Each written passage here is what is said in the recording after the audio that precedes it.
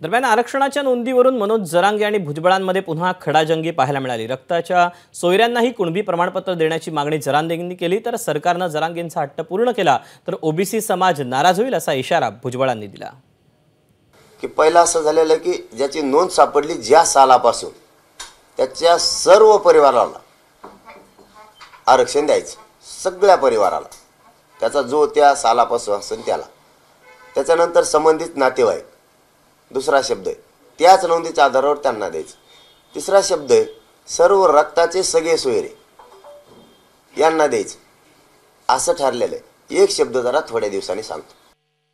परंतु हा हट्टाग्रह घेईन तर मी त्या ओबीसीतच घेईन। तो हट्टाग्रह जर सरकार जर पुरं करायला लागलं तर ओबीसी समाज सुद्धा, जसं जर आम्ही सरकार म्हणून जर मराठा समाजाला घाबरतो म्हणजे का, आम्हाला मराठा समाज मतदान करणार नाही म्हणून घाबरतात, तसंच दुसऱ्या समाजावर जर असं झाला अन्याय ओबीसी, तर तिथे सुद्धा तोच भाग आहे। मग ते पण म्हणतील तुम्ही त्यांना घाबरून जर हे करत असाल तर आम्ही पण आम्हाला कळते मतदान कोणाला करायचं।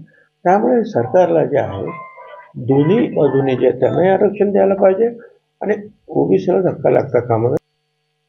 मनोज जरांगेंनी छगन भुजबळांवर पुन्हा एकेरी शब्दात टीका केली, त्यावर भुजबळांनी देखील पलटवार केला। पाहूया। ती कामातून गेलेला माणूस जाऊन द्या राव, त्यात काय खरं राहिले ते काय, ते रातची कागद खाणार आहे आता काही दिवसांनी बघा तुम्ही।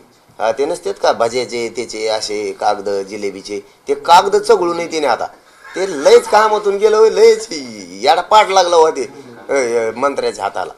त्याला काही कळतच नाही, एवढं मोठं असून काही बोलतो। बरं मपली 6 इंचाची असून दे 2 इंचाची असून दे, तो 100 इंचाची काय कलर तो कांदे खाल्ले, काय खाल्ले रे कोणते बोलतो, बोल नका आम्ही आमचं बघू तू तुपला बघ, काय बोलतो रे आमच्यामध्ये। आता ते काय त्याची संस्कृती, त्याप्रमाणे ज्याचं शिक्षण, त्याची संस्कृती, त्याच्याप्रमाणे तो खालच्या लेवलला जाऊन टीका करणार।